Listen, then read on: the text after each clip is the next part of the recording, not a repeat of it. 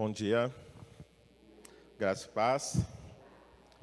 Espero que todos tenham passado uma boa semana, embora às vezes enfrentemos lutas, mas a presença e a graça de Deus eu creio que é constante sobre a nossa vida.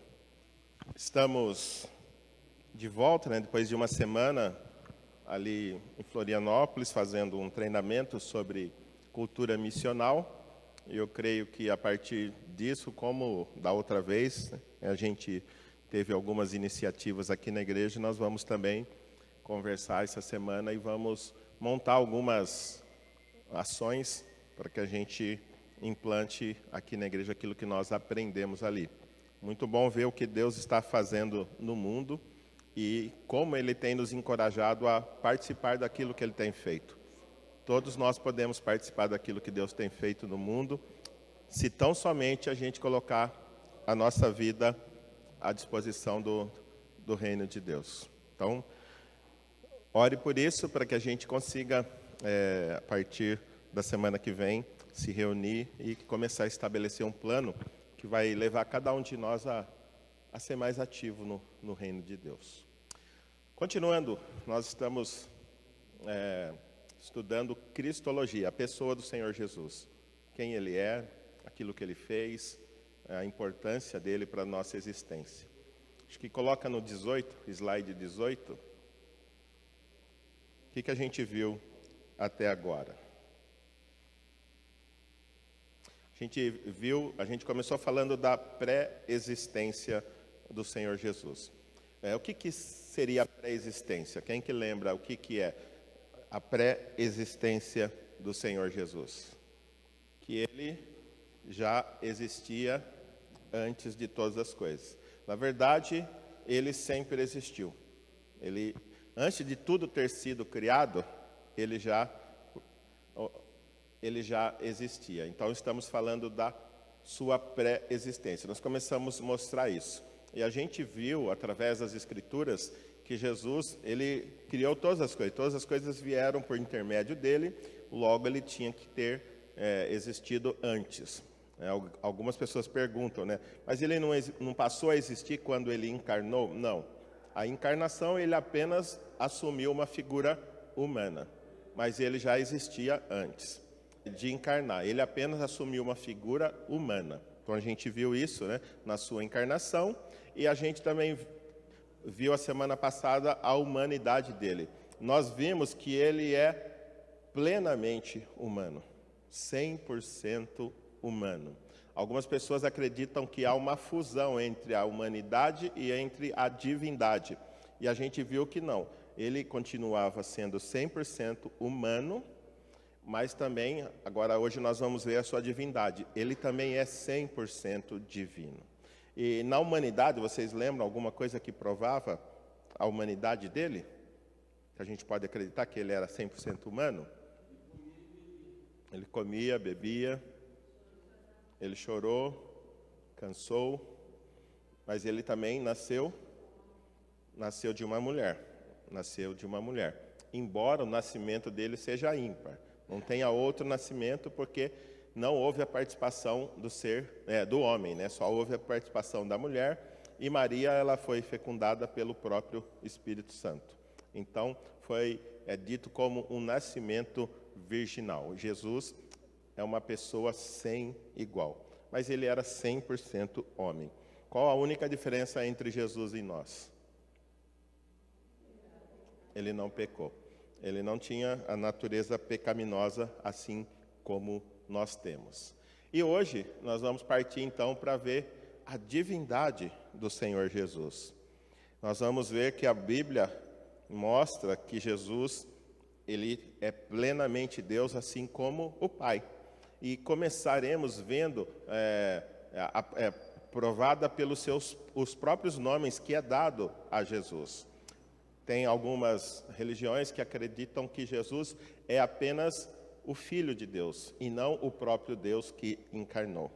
Então, outra religião acredita que Jesus é a primeira criação de Deus, e depois vieram outras criações a partir de Jesus. Mas quando a gente olha para as Escrituras, O próprio Hebreus capítulo 1, versículo 8, chama ele de Deus.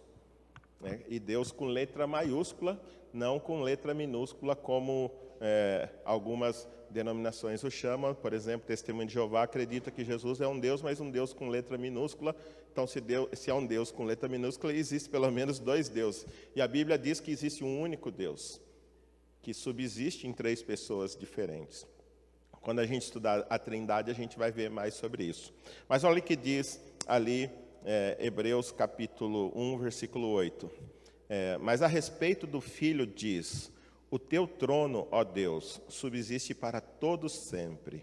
Cetro de equidade é o cetro do teu reino. Então, é muito claro quando o texto está dizendo que Jesus, ele é Deus. E quando está se referindo a Deus, a Jesus, chama ele de Deus. E o trono que ele vai herdar de Davi, diz que é um trono eterno. Ele vai reinar para sempre.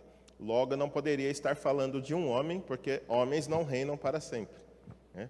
Embora tenha uma referência a respeito de Jesus, na verdade ele estava se referindo a Davi, né? Na verdade estava se referindo a Jesus quando esse texto foi escrito. Mas também ele é chamado de o Filho de Deus. Pedro diz assim, lembra a conversa que Jesus está tendo com ele, né? Quem os outros dizem que eu sou? Aí ele fala, alguns dizem que é Elias, outros João Batista, ou alguns dos profetas. E Jesus pergunta, mas vocês, quem vocês dizem que eu sou? E aí Simão Pedro respondeu, tu és o Cristo, o Filho do Deus vivo. Então é muito claro quando a palavra de Deus afirma que Jesus é o Cristo, é o Filho do Deus vivo. A palavra Cristo, o que significa mesmo? A palavra Cristo. Cristo não é sobrenome, né? As pessoas acreditam que que Cristo é sobrenome de Jesus. Então, Cristo não é sobrenome, é um título, né? Messias, Cristo é grego, Messias em hebraico e em português. Ungido.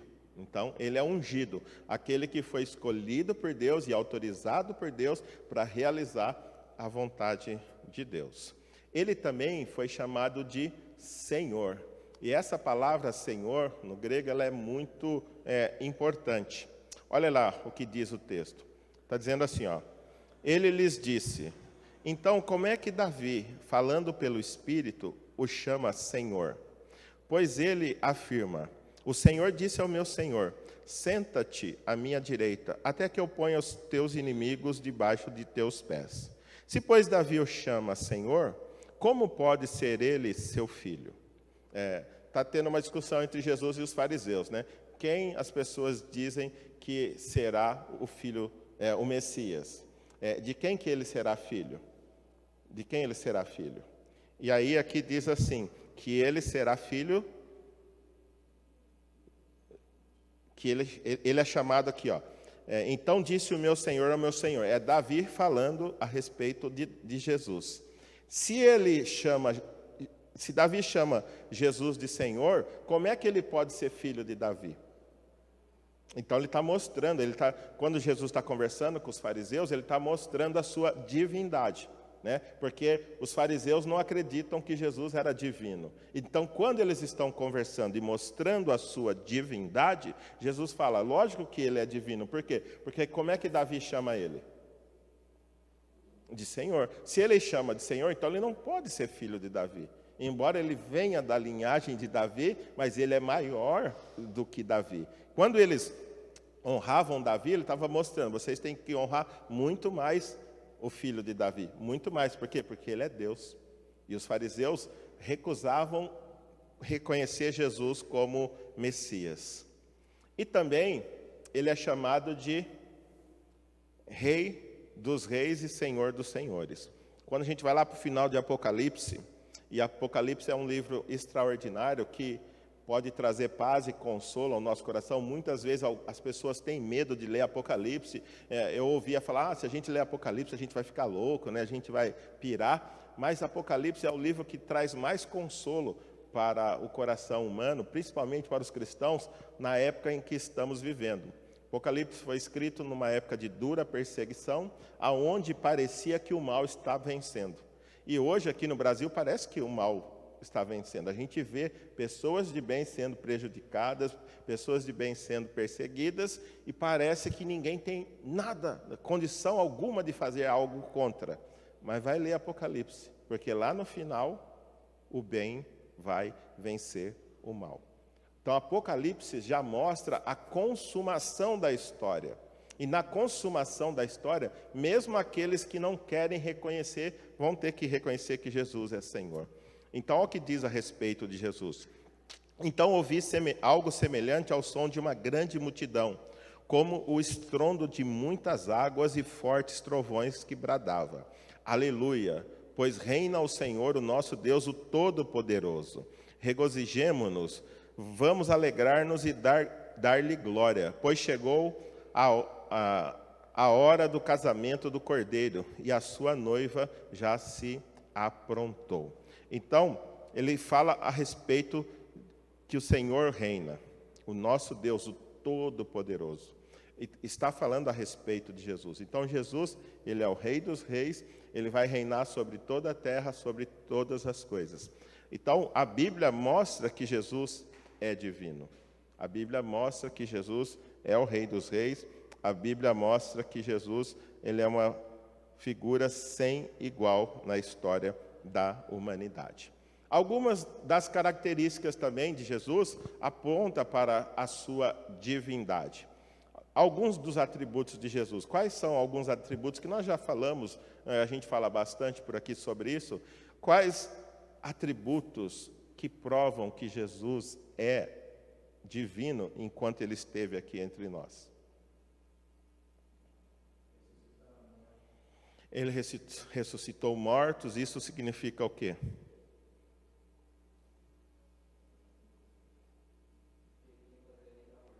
Que ele tem poder além da morte, ou que ele é a própria vida. E ele dá vida a quem ele quer. Quais outros?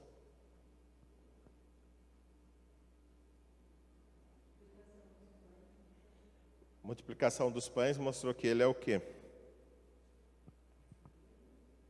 Que ele é Deus, mas esse milagre mostra o quê? Da mesma forma como ele é o Criador, né, ele não criou todas as coisas, né? Fala que tudo veio à existência a partir do nada. Então, tudo isso que a gente vê se originou mediante a palavra dele a partir do nada. O computador não veio do nada, ele foi apenas, usou as coisas que Jesus tinha criado para moldá-lo e fazer um computador. Mas ninguém consegue criar. Criar é trazer algo à existência a partir do nada. O ser humano molda, pega as coisas e transforma. Mas Jesus não, ele pegou 2 peixinhos e 5 pãezinhos e multiplicou. Na verdade, esse monte de coisa que apareceu veio a partir do poder dele. Veio a partir do poder dele.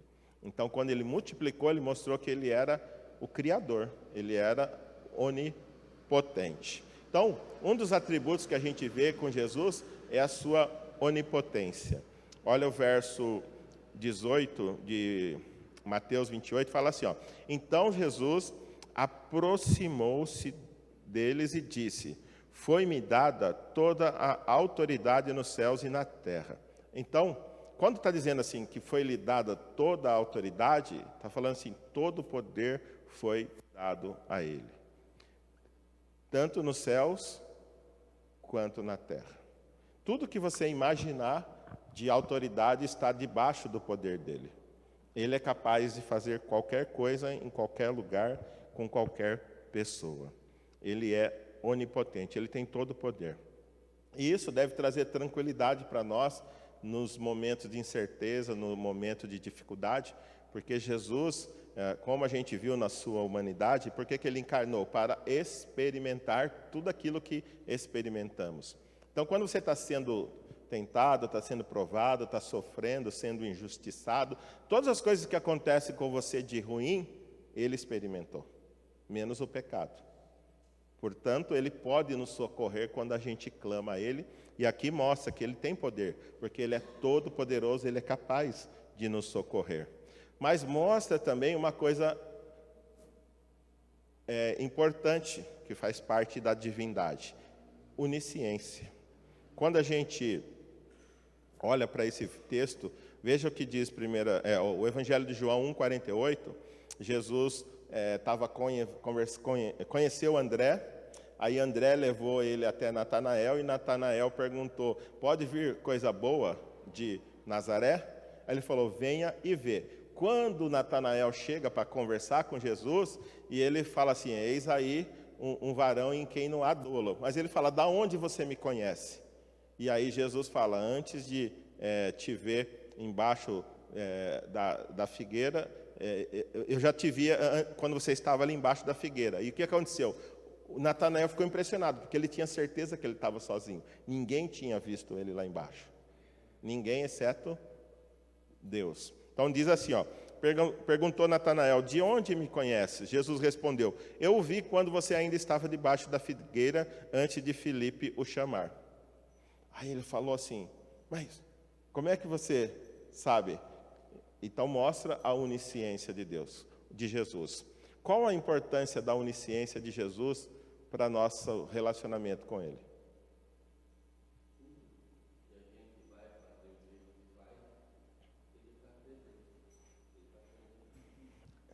Esse não é a onisciência, né? De estar presente é o quê? É o próximo que eu vou falar, que é a onipresença, né? Mas eu estou falando da onisciência. Qual a importância da onisciência de Jesus para nosso relacionamento com Ele? Ele conhece nosso coração, conhece nossa mente.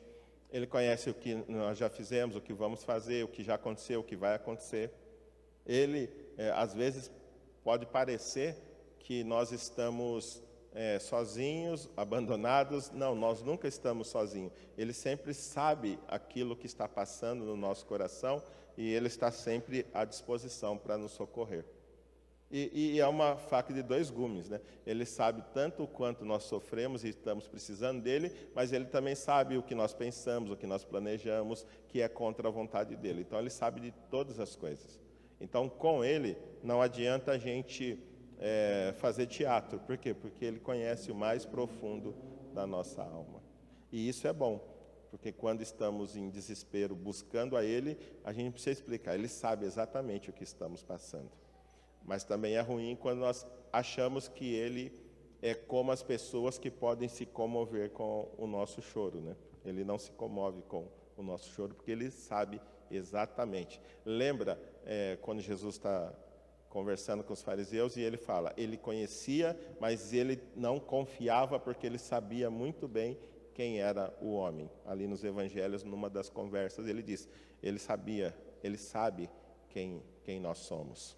Então, ele é onipotente, ele é onisciente, mas ele também é onipresente. Pois onde se reunirem 2 ou 3 em meu nome, ali eu estou no meio deles. Então, não importa aonde estivermos, não importa o número, Ele é capaz de estar conosco, onde quer que estejamos. Aqui se diz 2 ou 3 em meu nome, mas ali a gente vê, e se eu estiver sozinho no banheiro? Ou no meu quarto? Ele está ali? Certamente, Ele está ali. A gente tem que tomar cuidado com a onipresença dele, para a gente não confundir com animismo ou panteísmo. Por quê? O que o panteísmo diz?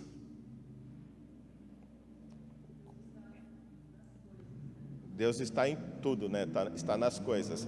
Por exemplo, Deus está na mesa, Deus está nesse controle, Deus está na árvore, Deus está em todos os lugares. Não é isso.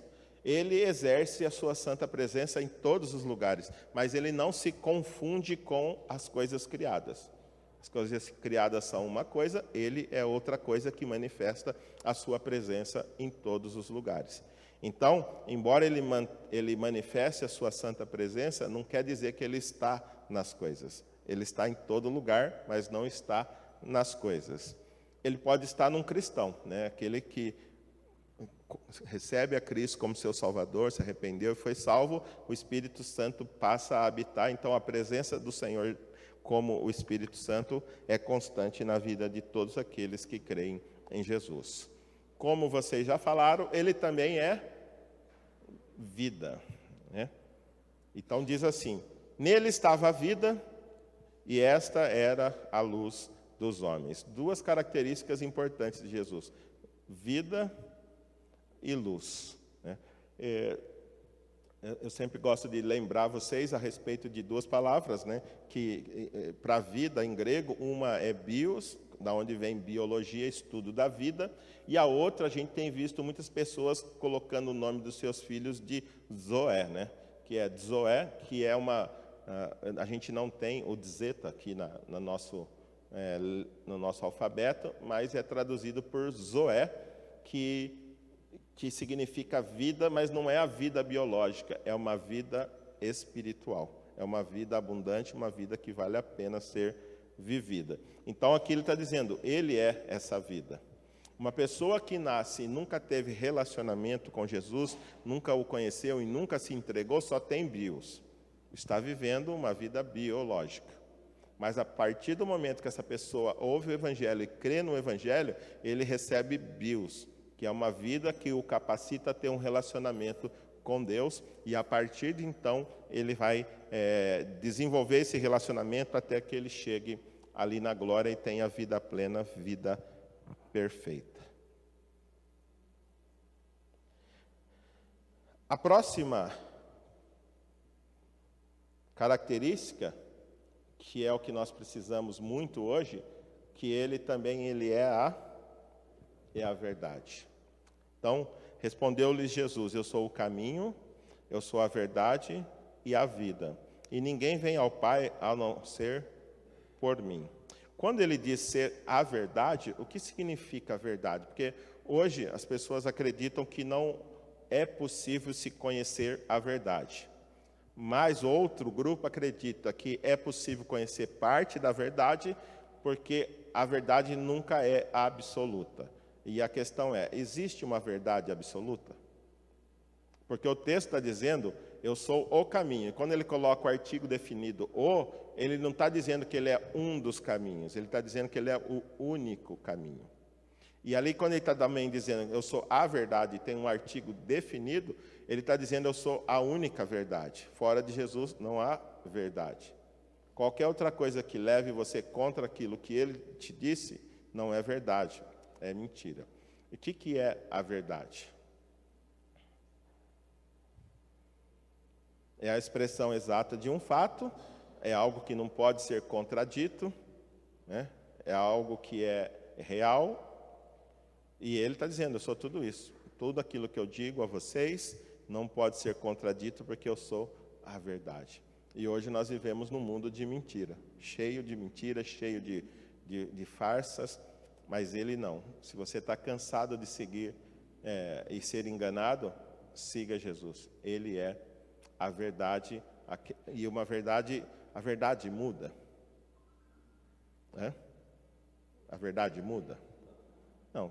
Porque se uma coisa é a expressão exata de um fato, então ela não pode mudar. Porque se você mudar um pouquinho, já não se torna mais a expressão exata. Então ele é a verdade também. E outra coisa importante, imutabilidade. O que ele não muda? Porque a questão é assim, ele era espírito, então ele passou a ter um corpo. Ele mudou? Não, ele mudou. Ele era espírito e passou a ter um corpo. Mas quando diz que ele é imutável, o que está querendo dizer que ele é imutável? O caráter dele não muda. Ele não muda a sua essência. O seu ser, ele não muda. Então está dizendo, Jesus Cristo é o mesmo ontem, hoje e sempre. Você pode confiar nele, que ele continua sendo o mesmo Jesus que multiplicou os pães, que deu vida a Lázaro, que curou os cegos, mas é o mesmo que chamou os fariseus de hipócrita, é o mesmo que disse que se eles não se arrependessem, eles iam para o inferno, é o mesmo. E nós podemos confiar que esse é confiável. Também é provada por suas obras. A criação não haveria como outra pessoa fazer, exceto se não fosse Deus. Ali no Evangelho de João, ele defende Deus como, Jesus como criador da matéria, porque está tendo aquela dificuldade, né? Os gnósticos acreditavam que a matéria era má, e sendo que a matéria é má, então Jesus não podia ter encarnado. Mas sendo que ele não podia ter encarnado, ele também, sendo bom, ele não poderia ter criado as coisas. Porque como é que uma coisa má pode vir de alguém que é bom? Então, ó a dificuldade. Mas João já mata essas duas coisas. Primeiro diz que ele criou todas as coisas, e também diz que ele assumiu forma humana. Aí diz assim, todas as coisas foram feitas por intermédio dele, e sem ele, nada do que existe teria sido feito. Então, Jesus é o Criador. Não importa o que você imaginar nesse universo, só existe por causa dele. Pode ser o céu, a terra, o sol, as estrelas, o mar, os peixes, não importa. Tudo só existe porque ele criou todas as coisas. Então, essa história da evolução, ela não é verdadeira.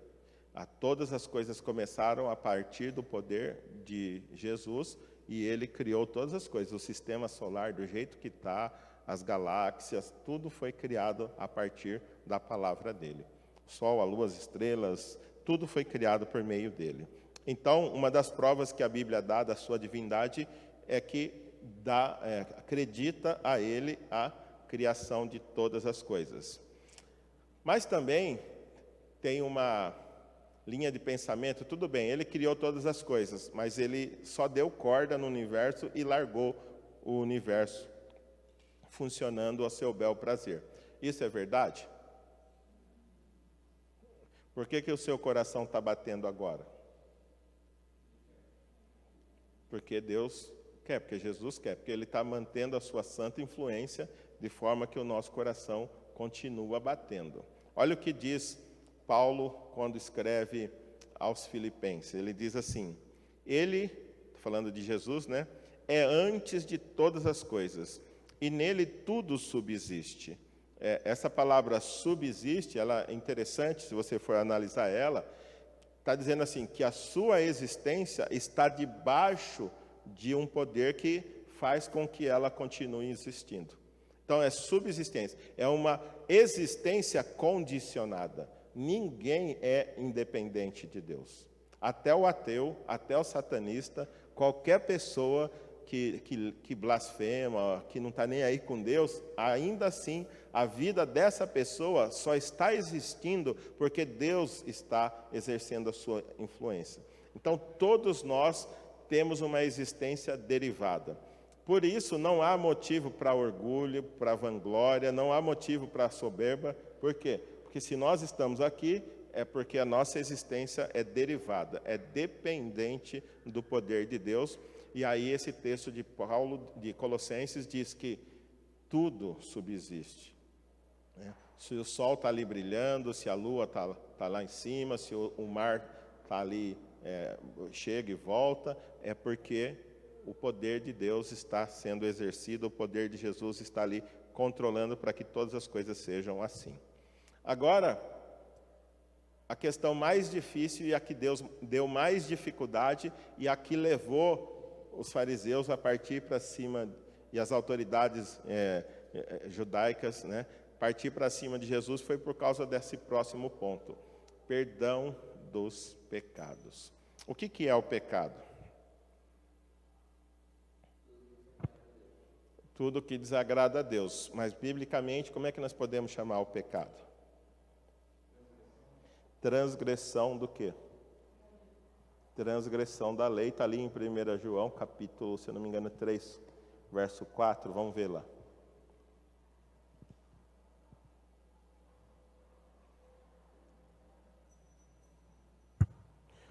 1 João 3,4 diz assim: todo aquele que pratica o pecado transgride a lei.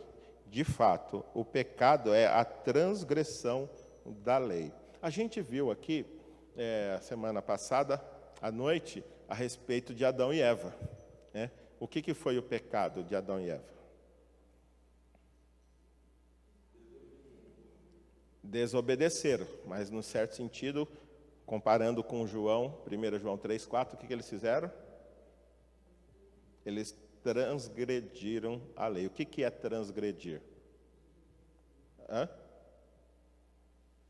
É ultrapassar, né? Eles foram além daquilo que eles podiam. Deus tinha dado toda a liberdade para que fizessem tudo, exceto uma única coisa, e que eles não podiam comer do fruto do conhecimento do bem e do mal. Mas eles transgrediram, eles foram além daquilo que Deus desejava. Então, toda vez que eu vou além, eu estou fazendo o quê? Eu estou pecando. Não importa por qual lado eu esteja indo. Se eu passei daquilo que Deus pede, eu estou pecando. E qual é a dificuldade que os fariseus tinham, né? Porque, olha, quando ele está conversando ali, diz assim: os outros convidados começaram a perguntar: quem é este que até perdoa pecados? Quem é este que até perdoa pecados? Qual era a resposta? Por que eles não acreditavam que Jesus tinha esse poder?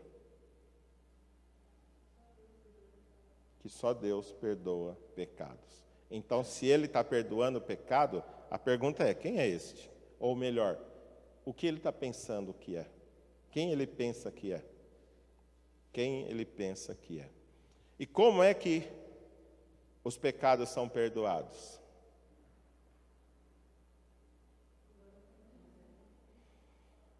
Oi? Quando a pessoa se arrepende, mas é assim que o pecado é perdoado?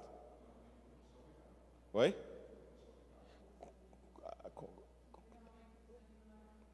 Então, só é perdoado porque Jesus morreu, sangue foi derramado. Porque assim, imagina, se Jesus não tivesse morrido, Caim tivesse se arrependido, matei Abel, né? Ele seria perdoado só porque ele se arrependeu?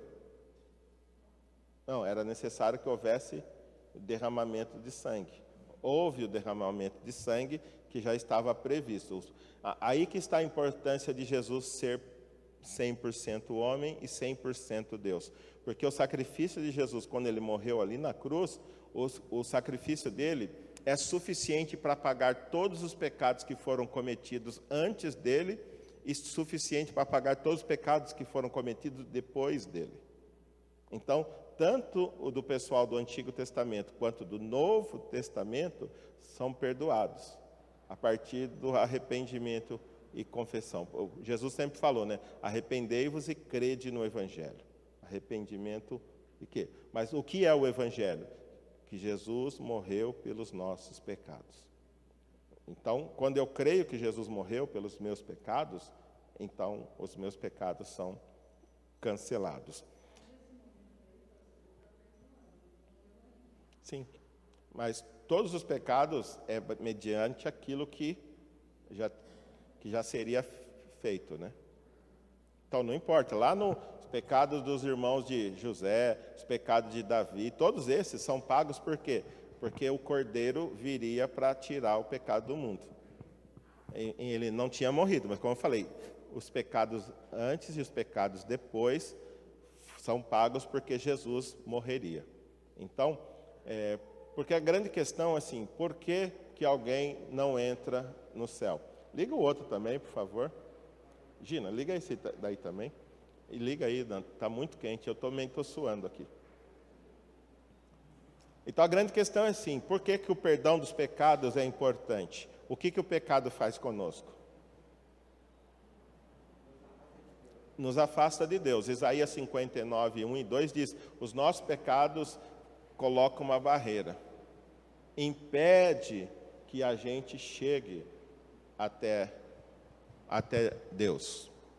Então, se o pecado impede que a gente chegue até Deus, como é que eu posso me livrar dessa barreira?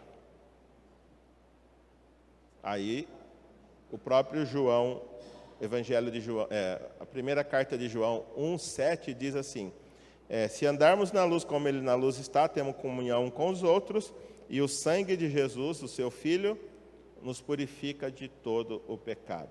Mais abaixo está dizendo: se confessarmos os nossos pecados, Ele é fiel e justo para nos perdoar os pecados e nos purificar de toda injustiça. Então, qual é a importância do perdão dos pecados de Jesus? É a única forma de a gente poder se achegar a Deus. De outra forma, os nossos pecados colocam uma barreira entre nós e Deus. Adianta eu orar se eu estou com um pecado? Porque é o que está acontecendo ali em Isaías 59. Eles estão reclamando que Deus não estava ouvindo eles, que Deus não estava atendendo. E parece assim, Isaías vai responder: parece que vocês estão pensando que a mão do Senhor encolheu, que Ele não tem mais poder para salvar, ou que os ouvidos dele estão tapados, que Ele não pode mais escutar vocês. Mas qual é a resposta de Jesus para eles? Olha lá o que ele diz assim. Vejam, Isaías 59, 1 e 2. Vejam, o braço do Senhor não está tão encolhido que não possa salvar, e o seu ouvido tão surdo que não possa ouvir. Então, assim, vocês estão passando por aperto, não é porque o braço dele encolheu e agora ele não pode salvar vocês, ou porque ele não está ouvindo vocês. Aí o verso 2 ele fala: mas as suas maldades separam vocês do seu Deus. Os seus pecados escondem de vocês o rosto dele, e por isso ele não os ouvirá. Então, as maldades e os pecados fazem o quê? Separam, coloca uma barreira, coloca um obstáculo, de maneira que ele não salva e de maneira que ele não ouve. Então, imagina a importância do perdão dos pecados. Por quê? A única forma de Deus nos salvar é se a gente estiver livre dos nossos pecados. E a única forma disso acontecer é quando nós cremos, né, ouvimos o Evangelho e cremos nesse Evangelho. E aí então somos perdoados por Ele. Então, Jesus ele encarnou exatamente para isso. Porque Ele precisava oferecer o seu corpo como resgate por nós. E outra coisa extraordinária é essa questão da vida. Olha o que esse texto diz a respeito do poder de Jesus, a respeito da ressurreição dos mortos. Olha o que diz: eu lhes afirmo, é Jesus falando, né? Que está chegando a hora, e já chegou, em que os mortos ouvirão a voz do Filho de Deus, e aqueles que a ouvirem viverão. Que tipo de morto ele está dizendo aí?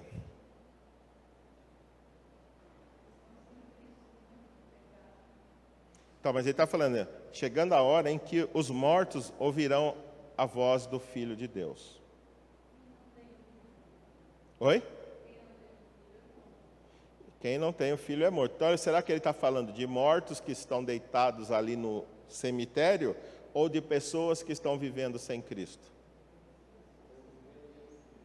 Então, pessoas que estão vivendo sem Cristo vão ouvir a voz, né?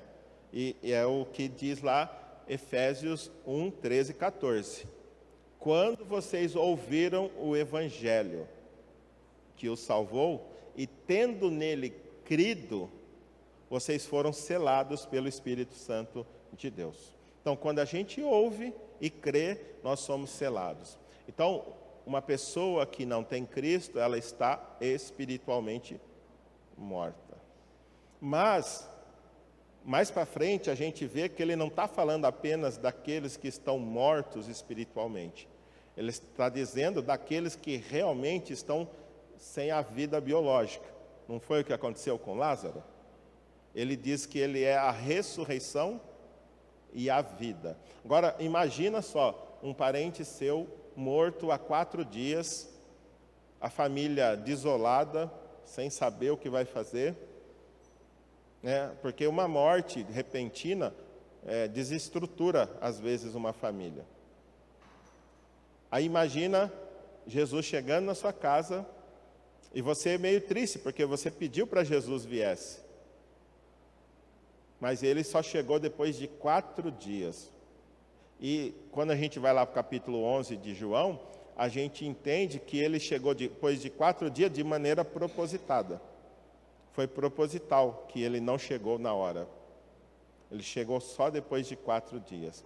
E agora imagina, depois de 4 dias, você chegando lá no cemitério, mostrando para Jesus aonde o seu parente foi colocado, e de repente ele diz assim, tirem a pedra, ou ali, né, tira a lápide, aí, né, tira a mármore que está em cima do... Aí você vai falar para ele, não, Senhor, pode deixar, não, já faz 4 dias, já não tem mais chance. E aí ele diz, eu não falei para você, se você crê, você vai ver a glória de Deus? Então tire a pedra. Aí de repente tira a pedra e ele fala, vem para fora. E de repente a pessoa levanta e sai do túmulo. Imagina que experiência extraordinária. Naquela época eles eram enfaixados, saía como uma múmia, né? É diferente de hoje que sai com um terninho, né? Vai sair, a pessoa vai levantar com terno, se for uma pessoa, geralmente nós vestimos bem o morto para enterrá-lo. Agora, naquela época era uma múmia. E eu creio assim, alguém falou assim que saía correndo, quem falou? Porque assim, não é? Quando a gente vai num velório, qual é a coisa que a gente mais gostaria que acontecesse na hora do culto, né? Até agora, aqui da igreja, somente a irmã Sebastianinha que eu fiz o velório, né? Daqui dos irmãos da igreja. Mais alguém? Não, né? Só de parentes, mas da igreja mesmo, quando eu estou aqui, só a irmã Sebastianinha. Mas imagina ali na hora do culto, se Deus nos desse esse poder, fala, irmã Sebastiana, levante. E ela levantando. Infelizmente, né, deveria ser um momento de maior alegria, e todo mundo ir para abraçar ela. Mas tenho certeza que muitos sairiam correndo. Muitos sairiam correndo. Mesmo crentes, a morte ainda é um tabu, a morte ainda é algo misterioso. É algo misterioso. Mas vai chegar esse dia em que ele chamará e nós levantaremos. Quando Jesus morreu, se você vai lá no Evangelho, você vai ver que extraordinário, acho que é o capítulo 26 ou 27 de Mateus, conta que quando ele morreu, mortos ressuscitaram e entraram na cidade. Entraram na cidade. Imagina o poder. Quando ele morreu, mortos ressuscitaram. E haverá o dia em que todos aqueles que creram em Cristo será ressuscitado. Então, ele tem esse poder. Ele tem esse poder de dar vida. Ele tem esse poder de trazer realmente pessoas que já partiram de volta. A grande questão é assim, Lázaro, onde está Lázaro? Ele ressuscitou Lázaro, mas Lázaro morreu novamente, né? Lázaro não está andando por aí depois de 2000 anos. Por quê? Porque ele morreu de novo. Mas aquilo foi para mostrar que ele era a ressurreição e a vida. E para provar que ele é a vida eterna, ele ressuscitou Lázaro. Embora Lázaro tenha morrido, nós temos certeza de que ele um dia vai nos ressuscitar. 1 Pedro, 2 Pedro, mostra um pouquinho disso. Os irmãos estavam sendo perseguidos, alguns estavam sendo mortos, mas o desafio de Pedro era esse: continua crendo em Jesus. Por quê? Porque nós vimos esse Jesus, nós experimentamos, nós tocamos, nós apalpamos Ele. E Ele está vivo. E muitas das testemunhas que viram Ele ainda vivem entre nós hoje, Pedro estava dizendo. Então, qual era a expectativa de Pedro? Que mostrando que mesmo que você morra por causa da perseguição dos soldados romanos, Jesus vai ressuscitar, porque ele ressuscitou e ele continua vivo. Então vale a pena seguir esse Jesus, mesmo que tudo esteja mal, mesmo que nada pareça ter sentido, a única coisa que vai dar razão para a sua vida é seguir a Jesus. Mesmo que você morra. Por quê? Porque ele vai te ressuscitar. Ele ressuscitou Lázaro, ressuscitou a filha da viúva de Naim, e ele também é capaz de ressuscitar você. Então, siga a Jesus. Até agora, nós vimos coisas boas, né? Ele é o Criador, Ele é o sustentador, Ele perdoa pecados, Ele ressuscita mortos, mas Ele também faz o quê? Ele julga. Então, está dizendo a respeito de Jesus, e deu-lhe a autoridade para julgar, porque é o Filho do homem. E ele julga baseado no quê?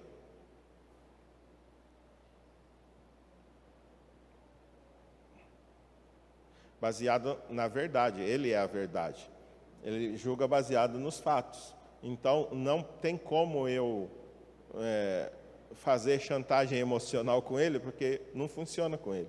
Ele sabe exatamente quem somos e o que fazemos. Mas o melhor de tudo, ele julga com autoridade, mas ele julga também para interceder. O julgamento, a gente sempre ouve essa palavra de uma forma ruim, né? Mas ele vai julgar os vivos e os mortos. Mas aqueles que já creram nele, ele vai separar, né, para a direita, e aqueles que não creram para a esquerda. Então é bom porque aqueles que já foram resgatados por ele estão seguros debaixo desse julgamento que ele fará. E outra coisa importante que ele faz é o envio do Espírito Santo. Quando vier o conselheiro que eu enviarei a vocês da parte do Pai, o Espírito da verdade que provém do Pai, ele testemunhará ao meu respeito. E lembra quando os discípulos ficaram tristes ali no capítulo 15, porque Jesus ia partir, ele mesmo fala, ó, se eu não for, o conselheiro não vem. Então não precisam ficar tristes. Eu não vou deixar vocês órfãos, né? O conselheiro, essa palavra conselheiro é paráclito, que significa aquele que se coloca do lado. Então ele está dizendo, eu vou, mas eu vou mandar o Espírito Santo para que estejam com vocês. Na verdade, ele não está apenas conosco, ele está habitando em nós por meio da fé em Jesus Cristo. Ok, então nós vimos a divindade de Jesus por causa das obras, por causa dos nomes. Agora nós vamos ver por causa da adoração que é oferecida a Ele.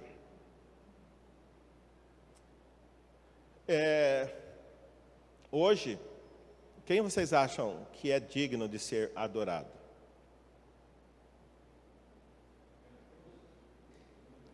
Apenas Deus, e Jesus, ele sendo Deus, ele merece ser adorado. E se vier no meio do nosso culto, descer um anjo de maneira sobrenatural, ele passar aqui no teto e parar aqui para trazer uma mensagem para nós, e depois, antes de ir embora, ele dizia que a gente tinha que adorar ele porque ele precisava partir. O que a gente diria?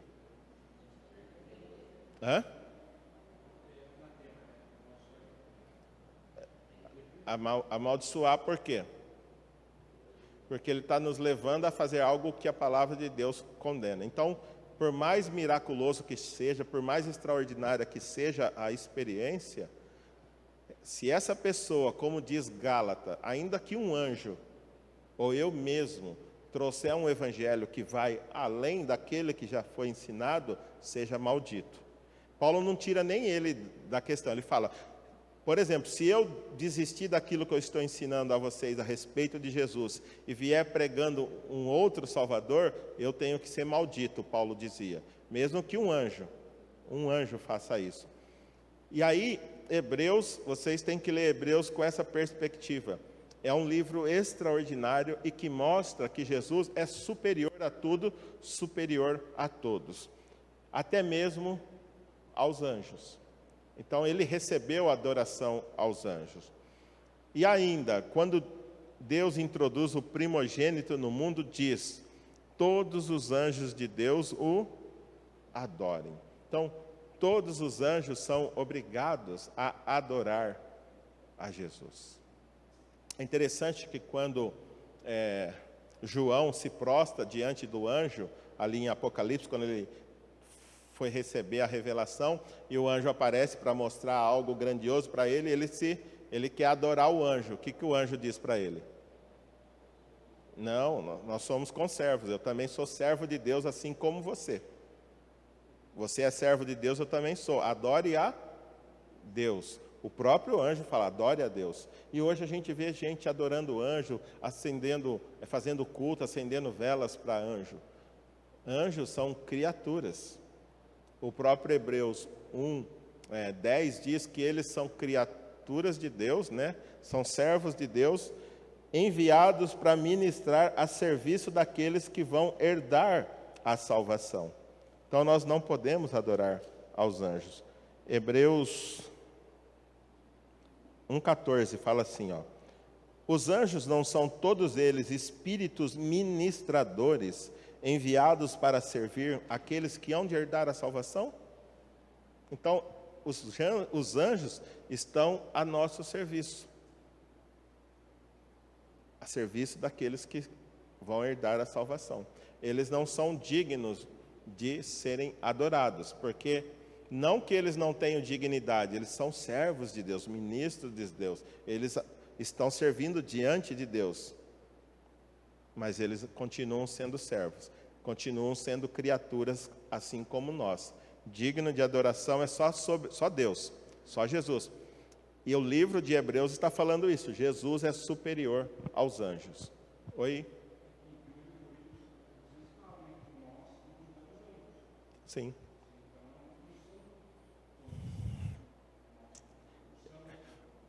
Os santos, aqueles que foram redimidos, vão julgar todas as coisas, inclusive os anjos que estão caídos.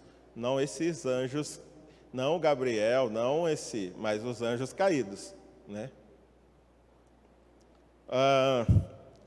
Então, ele foi adorado pelos anjos. Ele também foi adorado por homens. Então os que estavam no barco o adoraram, dizendo: verdadeiramente tu és o Filho de Deus. Imagina você numa tremenda tempestade, o seu barco quase, indo a pique, e as ondas engolindo, o barco. E é interessante, quem eram esses homens que estavam lá? A maioria deles pescadores, pessoas acostumadas com o mar. Então, se eles estavam apavorados, imagina o tamanho da tempestade que se levantou. Entendeu? Porque eles eram acostumados com o mar, era a vida deles. Todos os dias então eu creio que eles já tinham pego outras tempestades. Mas eles ficaram desesperados. Mas quando Jesus acalma, o que eles falam? Verdadeiramente tu és o Filho de Deus. Diz que eles adoraram. O que é adorar? Oi? Se alegrar. Que mais?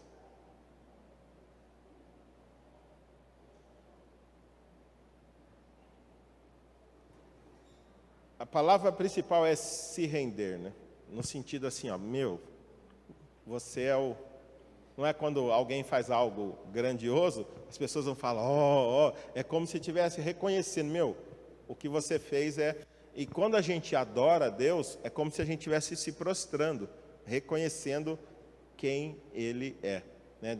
Então aqui está dizendo, então o adoraram, quer dizer, você fez algo que só se você for o Filho de Deus, de outra forma não tem jeito. Então, quando a gente adora alguém, a gente se rende a esse alguém, entendendo que ele é muito, mas muito superior, muito melhor, muito mais digno do que a gente. Vilão?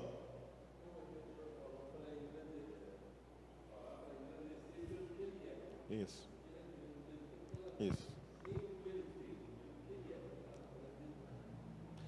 E eu sempre gosto de frisar, qual a diferença entre adorar e louvar a Deus.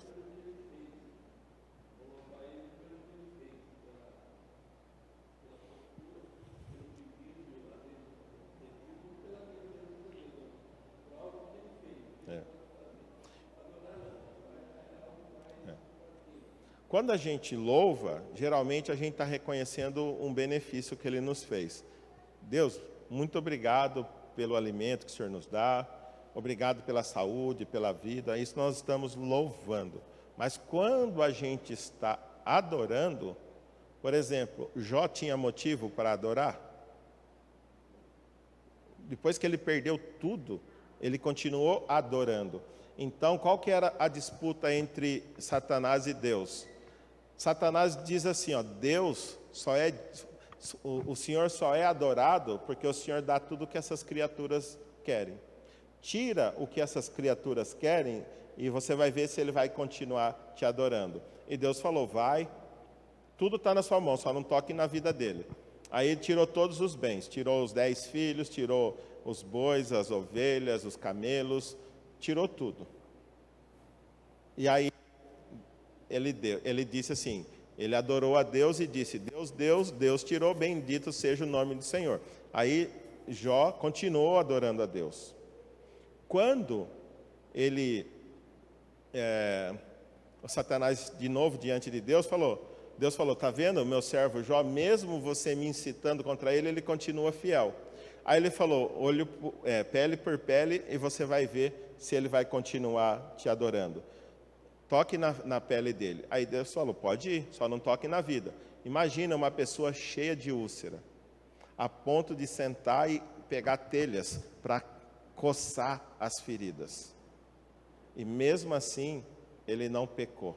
A ponto da mulher dele falar, você ainda se mantém íntegro, por que você não amaldiçoa esse Deus e morre? Ou seja, Jó provou que Deus era digno de ser adorado pelo que ele é, e não pelo que ele faz. Às vezes a gente só busca Deus por causa daquilo que ele pode fazer, e não porque ele é Deus. Nós devemos adorar porque ele é Deus. Mesmo quando não tenha aparentemente nenhuma razão lógica, mas o fato de ele ser Deus já é mais que suficiente para a gente se render a ele. Ele é Deus. Mesmo que ele não esteja fazendo o que eu quero, mesmo quando as circunstâncias não estão da forma que eu desejo, eu tenho que me render a ele e a sua vontade, porque ele é Deus. Essa é a única motivação para a gente adorar a ele.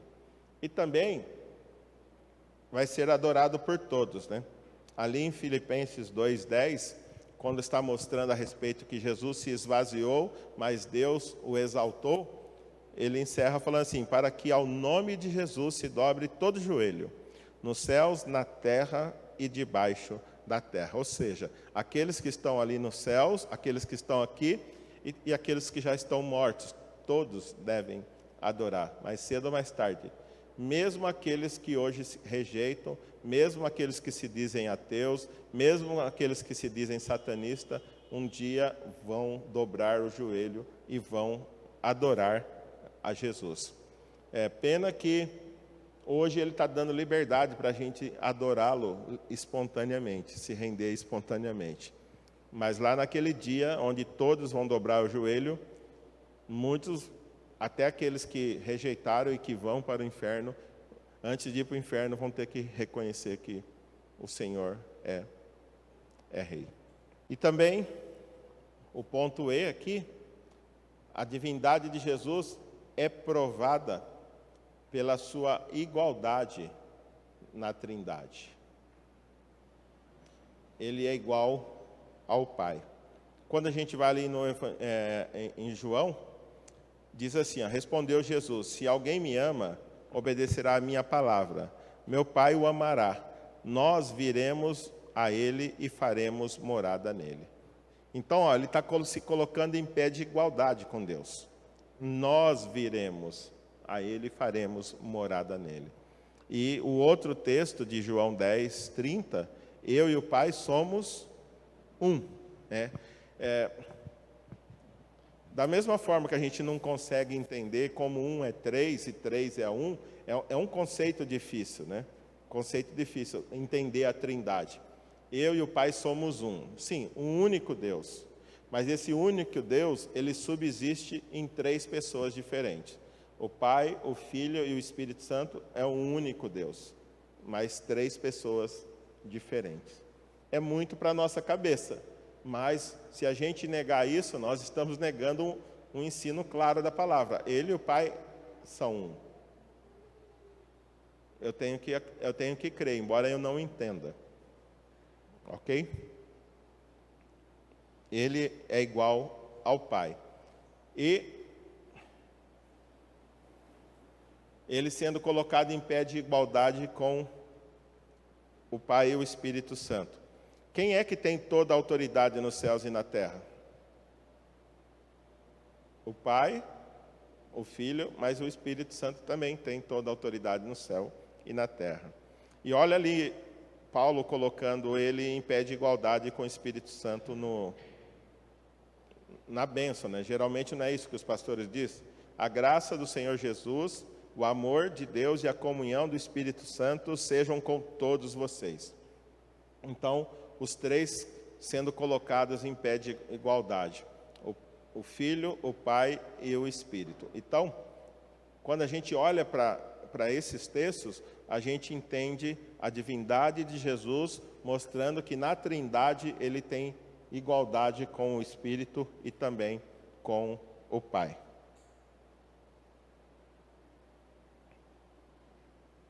Embora a gente já tenha começado, a gente vai, na semana que vem, nós vamos falar a respeito da vida terrena de Jesus.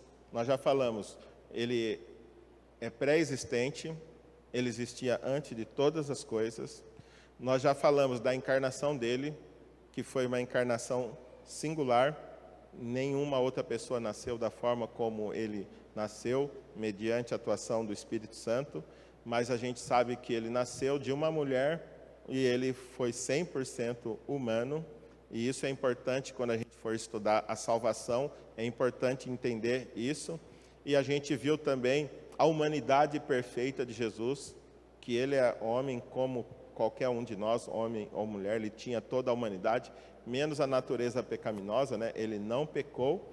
E hoje a gente viu, biblicamente, provas de que Jesus, embora ele era 100% homem, ele também era 100% divino. Ele era Deus, assim como o Pai, assim como o Espírito Santo. No último concílio que a gente foi, teve uma pergunta, né? Nós vamos estudar, acho que daqui 2 domingos, a respeito da kenosis. Kenosis é uma doutrina que fala a respeito do autoesvaziamento de Jesus, que ele se esvaziou, como a gente canta na música, né? Ele se esvaziou. A questão é, quando ele se esvaziou, ele podia passar pelas paredes? Hã?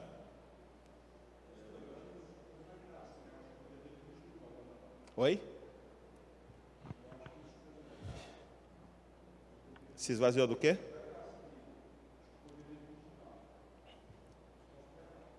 Então pense nisso. A pergunta é, quando a gente estudar, vocês vão me responder. Ele se esvaziou. Quando ele se esvaziou, estava andando aqui com os homens, ele podia atravessar a parede? Porque depois que ele ressuscitou, a gente via que a porta estava fechada e de repente ele se colocava ali entre os irmãos, né? Então pense que depois pensem nessa questão. Quando Jesus estava encarnado, antes da sua ressurreição, ele podia atravessar paredes? Tá bom? Isso vai ser, a gente vai discutir, acho que daqui, não no próximo domingo, no outro. Ok? Vamos orar. Pai, nós, em nome do Senhor Jesus, estamos alegres porque o Senhor tem revelado a Tua graça a nós e através da Tua palavra nós podemos conhecer um pouco melhor a pessoa do Senhor Jesus e assim a gente pode confiar cada vez mais nele, no Seu amor, na Sua graça. Eu peço que o Senhor encha o nosso coração de desejo a fim de que nós possamos cada vez mais buscar, conhecer e pregar esse Jesus maravilhoso, para a glória do teu nome. E é em nome de Jesus que eu oro, Pai. Amém.